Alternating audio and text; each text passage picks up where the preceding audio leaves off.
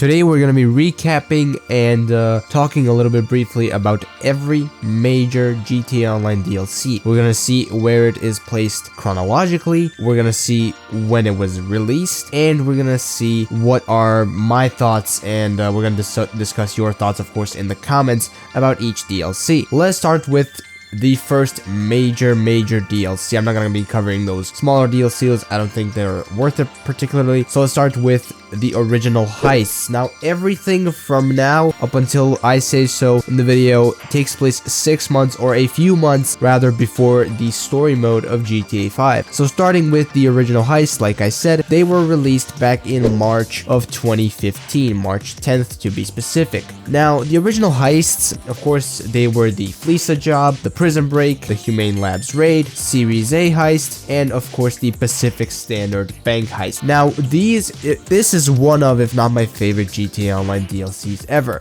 These original heists are really fun to play. The downside is that you need 4 players, that's why I don't play them as much anymore, but in terms of like actual fun, like they really are fun to play. All of these 4 heists for me are really fun to play. Not the highest earning heists, but regardless, I play them every now and then when I get a group together. This is one of the highly regarded GTA Online updates, and it's considered to be the first major big GTA Online DLC. As for the next one, we have Ill-Gotten Games Part 1 and 2. They were released on June 10th, 2015 and July 8th of 2015. Now, Ill-Gotten Games, they were really nothing special as far as I remember. I haven't played too much of it, but as far as I remember, they weren't anything super big, but this was the sort of second major GTA Online DLC with some new vehicles and things like that, some new weapons if I remember correctly, but that's basically it. Next one we have is GTA Online Lowriders. This is one of my favorite DLCs also.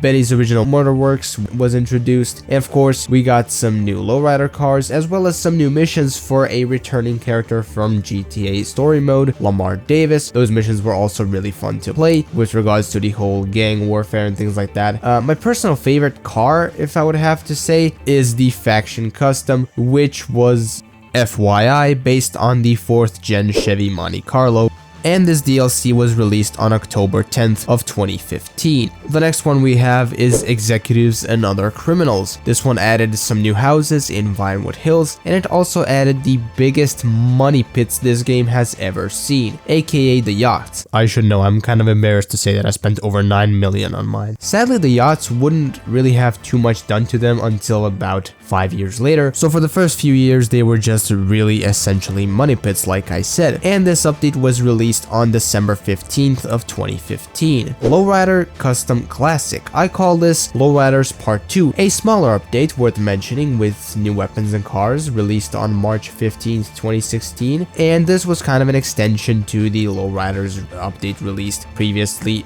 in October of 2015, like I said. Next one is GTA Online Finance and Felony. The usual new vehicles, of course, but the big deal of this update is the CEO office that is still to this day a decently profitable business. GTA Online Cunning Stunts. This saw the release of, you guessed it, new vehicles and the stunt races, which I still enjoy and play to this day, and this update was released on July 12th, 2016. GTA Online Bikers. This was another giant update. We got, of course, a bunch of bikes. The new property was the clubhouse, new businesses such as the cocaine lockup, the meth lab. You brought a meth lab to the airport. The weed sort of garage, whatever you want to call it, and other things. This is definitely one of my favorites, and it was released on October 4th, 2016, around the time when I first started playing GTA Online back on my PlayStation 4. Goddamn, to think that shit was like 8 years ago. Moving on, we have the GTA Online Import Export DLC. This seems to be a very beloved DLC, and this one saw a bunch of new vehicles, specifically 18 of them, with my favorite definitely being the LG Retro Custom, based on the Nissan Skyline R32 if I'm correct. Now, for me, this is not the most exciting DLC, but it was an important one in GTA Online's history nonetheless, and this one was released on December 13th, 2016. Cunning Stunts Special Vehicle Circuit was essentially the part 2 to the original Cunning Stunts DLC from 2016, This update gave us new races, a new supercar, and most importantly in my opinion, as part of this update, we got the option to create our own special stunt races. This update was released on March 21st, 2017, making it the first GTA Online update of the year and also the last update that takes place before the events of the story mode of GTA 5. From now on, every DLC is happening in real time in the order that it was released in and in the year that the DLC itself was released in. The first one being the gun running DLC. This DLC was of course all about, well, smuggling guns. A new property, the bunker, was added, and a whole lot of new weaponized vehicles were also great additions considering the theme of the DLC itself, and it was released on June 13th of 2017. GTA Online Smuggler's Run was an expansion of the 2016 update Finance and Felony, and it was all about air freight, with it allowing us to purchase aircraft hangars in which we could store new weaponized aircrafts, and it was released on August 29th, 2017. Also, if you're enjoying this video and if you're enjoying my content overall, subscribe to the YouTube channel as it helps out a lot, and I am trying to reach 1,000 subscribers by Christmas. Otherwise, I'll send Trevor Phillips after you. GTA Online Doomsday Heist. This is one of my favorite GTA Online updates, which I do play sometimes still to this day. This update was massive. We got a new property, the facility, we got some new weaponized vehicles, a fucking tank, and of course, this flying piece of shit that no one uses anymore. But the big deal of this was the Doomsday Heist itself. It's one of the most fun heists to play and can be really challenging. It was split into 3 different acts, and I'll say that Act 1 is really easy, Act 2 is still decently easy, and Act 3 can be a fucking pain sometimes, especially on hard mode, at least for me. I might just be a noob, but whatever. This was released on December 12th, 2017, being the final update of 2017 and one of the biggest updates GTA Online has ever seen, and overall it was really well received by most of the community. GTA Online After Hours brought us one of, if not the best GTA Online businesses, the nightclub. It saw the return of Tony Prince from GTA 4, then it also added the Toyota Supra. I'm fucking drooling, help me out. Moving on from me drooling over cars, GTA Online Arena War was probably the most unplayed and kind of forgettable GTA Online update ever made. This update, yeah, I don't think I played it even once, maybe once, but I doubt it, if I'm honest. But I guess that, it gave us some new vehicles, which can be kind of fun, but overall, this is kind of a mid-update, and it was released on December 11th, 2018. This update, the GTA Online Diamond Casino and Resort, however, finally did something with that inaccessible casino building and actually turned it into a real, accessible, and usable casino that we know to this very day. It also added some casino missions, over 20 new vehicles, and a penthouse property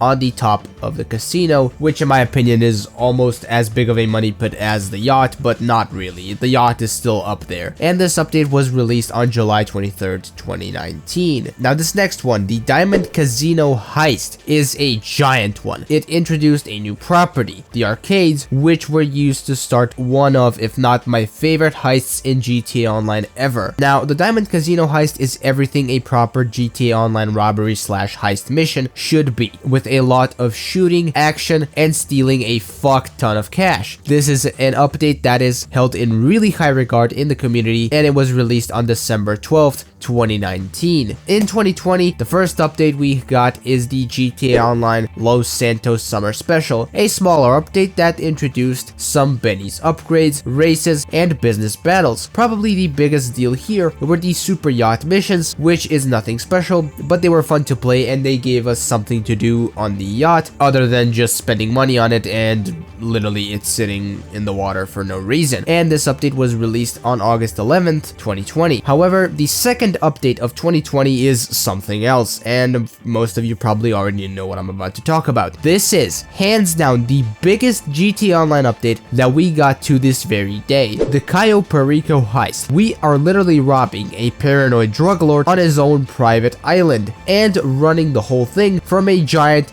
fucking submarine, and it also introduces us to a funny character, Pavel. We have a screen, so let's look at the fucking screen. And it also revolutionized heists completely, allowing us for the first time ever in GTA Online to complete the whole thing alone. And this update was released on December 15th, 2020. Holy shit. Cayo Perico came out 4 years ago. Anyway, 2021's first update was the Los Santos Tuners DLC, which gave us a lot of new cars, a new business, the auto shop, and introduced us to the LS car meet. It also introduced these two annoying shitty characters, and that's pretty much it. It was released on July 20th, 2021. GTA Online The Contract, the second update of the year, was probably my favorite non-heist GTA Online DLC ever made. Franklin returned, who is now a CEO. We got a ton of references, confirmations that not only are Michael and Trevor and Lester all alive, but Franklin also got back with Tanisha and is now a family man, confirming also that ending C is in fact the canon ending to GTA 5's story mode. Aside from the great story, the addition of Dr. Dre and the plot of looking for his phone is really fun, and I can't forget about the short trip missions, which are also really cool missions, seeing Lamar and Franklin back together like they were back in the beginning of story mode. This is by far my favorite DLC for GTA Online ever that does not involve any new heists. This gem of an update was released on December 15th, 2021. The first update of 2022 this time around was the Criminal Enterprises update. This one was, in my opinion, a pretty weak update. It's basically just a few missions for the government, and honestly the best part for me was the nerfing of the Oppressor Mark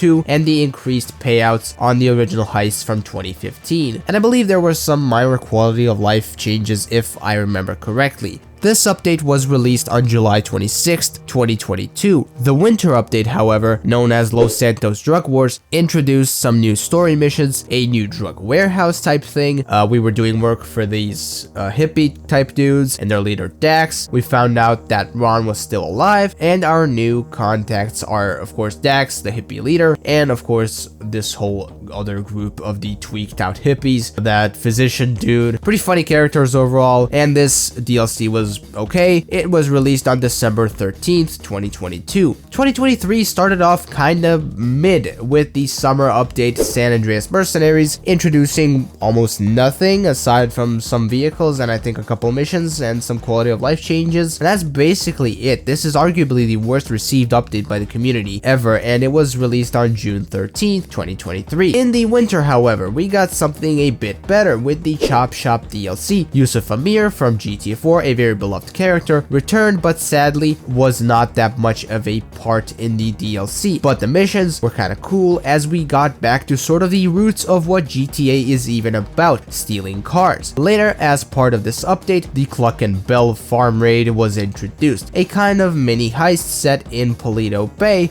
This update was released on December 12th, 2023. And now for 2024, for the final DLC of this recap today, we have the most recent bottom dollar bounties. And to be honest, it's kind of bottom, not even gonna lie.